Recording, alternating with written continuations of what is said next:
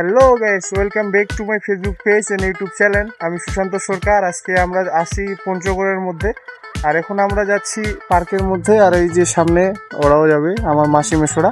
So let's go.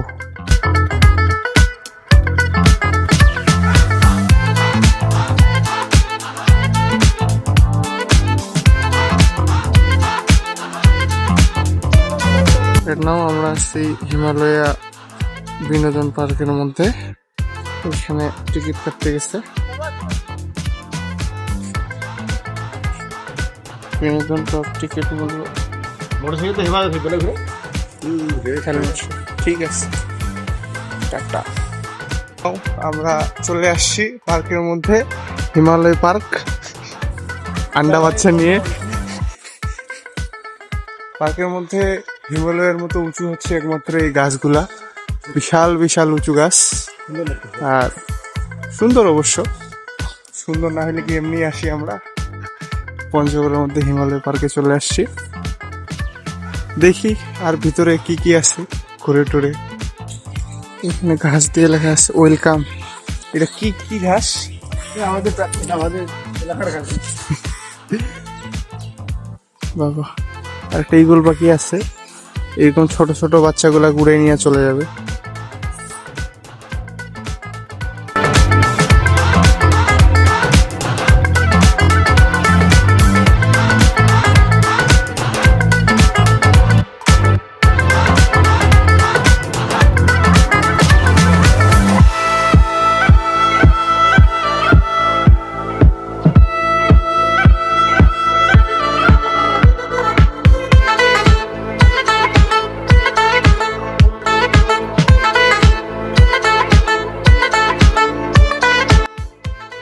এটাও guess আমরা আছি নদীর মধ্যে।